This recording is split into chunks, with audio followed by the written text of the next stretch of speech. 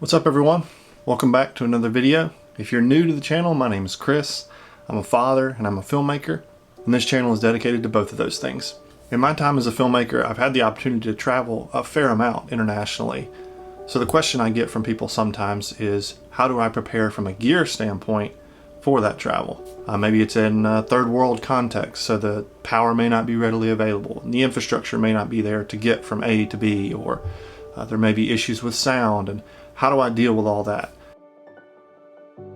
Okay, so you're ready to travel, you're excited about going, and you're trying to think through all the gear that you're going to need to take, and it's very easy to immediately think that you definitely have to have your 70-200 lens, and then you also definitely have to have your slider, of course, and then you definitely need a tripod to hold everything.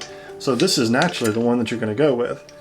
And before you know it, your bag is way too heavy and you're not able to move and go as you need to.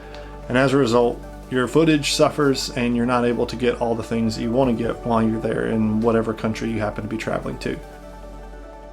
I didn't want to make a comprehensive gear list because with each trip there's going to be different requirements or different needs for each person. And what works for me may not necessarily work for you. So I just wanted to give you kind of a general idea, show you some things that I've really enjoyed using and have been super helpful to me that maybe others haven't really considered, and hope that that's helpful to you. Okay, so the first piece of gear that I really like is this Joby GorillaPod. It's awesome. The legs wrap and twist, which is great, especially when I'm overseas filming, because you can wrap it around a tree or a railing or a lamppost or whatever you need to position your camera, especially if you don't have a tripod or you're needing to set up quickly. It's super portable. It even has a 1/4-20 thread on the top, so you don't necessarily have to mount a camera to it. You could mount a light or a microphone or even an external recorder. So that is super, super helpful. And again, it's lightweight and very durable. So highly recommend that. And I'm going to link all this stuff in the description so you guys will know what you need to look at and what you need to be getting. This is the Feely brand solar charger. So this thing is coming huge, especially when I'm traveling places like Africa where the sun is really bright and out a lot of the time. This has been super helpful. Just to kind of lay out on the hood of a car or even on the dash as you're driving down the road, you know you're getting sunlight in there, you can lay this thing out and let it be charging, especially if you have a long drive. And then on the bottom here there's 2 USB ports, and then there's 1 micro USB. So for instance, my shotgun mic on my camera takes that micro USB plug, and I can use this and plug it in and let that also be charging. Or if your cell phone's dead, and again, you may not be close to a power source where you can just plug in and charge your phone, this is huge. The third thing that's a little bit bigger, but still very portable, and just allows for a little bit smoother footage. A lot of you guys have probably seen something similar to this, but this is the Zhiyun Crane. Zhiyun something. Yeah, leave a comment, tell me how to pronounce it, because I don't know. But it's a really, really good big gimbal. It breaks down really well. As you can see, it's really compact and fits in like a suitcase or whatever. And you can travel with it pretty quickly and pretty easily. The battery life on this thing is crazy, crazy long. That's one of the things I love about it, is that you charge it and then it could probably go a full day of like constant use without you really having to stop and charge it. So I would highly, highly recommend that. That is an awesome piece of gear to have. This is a smartphone. And I know you may be thinking, wow, that's not helpful at all. Of course I have a smartphone, but more importantly, the app called Sunseeker that's on here, and you can see it there. It just tells you the position of the sun and then gives you a little more detail in terms of angle of the sun, the time the sun will set, the time the sun will rise. You can fast forward to a week from now or a week ago.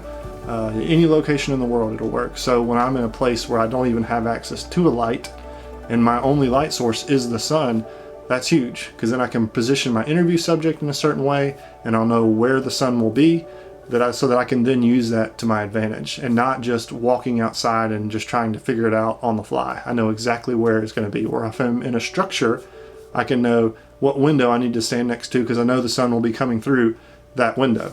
Those kind of things seem small, but they really are invaluable. My last and probably the key puzzle piece in terms of gear is my Mindshift brand 30L backpack. And again, I'll link all this in the description, but this thing has been with me all over the world. I would highly, highly recommend it. It's even made kind of for video guys. You can see there's like a little pouch here at the bottom where you can stick like a tripod, and it'll hold the tripod legs and then run it up the back of the pack. And then there's a buckle up here that you can buckle it in and hold the neck of the tripod so that it doesn't wobble on you. And then inside here, I put all my gear. So cameras, microphones, lenses, memory cards, everything can go in here. And that is what I would encourage you guys to do.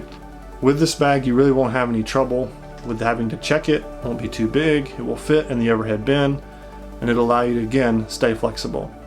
I've had a shoot that you're actually looking at right now that was in Liberia, and there was no possible way I could have gotten all my gear to where it needed to be without this bag. I was able to throw it on my back with a tripod, with 2 cameras, lenses, microphones, everything I needed, and we were in the middle of nowhere. But we were able to set up and to film well and get everything we needed with no issues. So I would highly, highly recommend this backpack.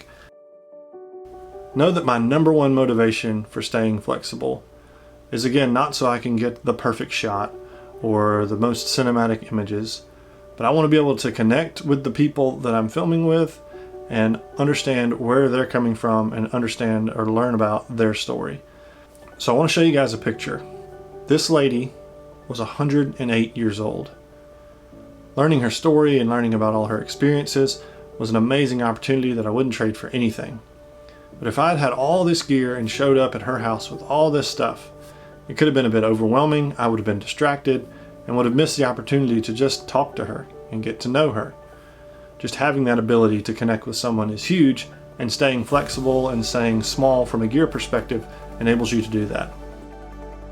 All of these shots that you guys are seeing now are ones that I shot with the camera I currently use.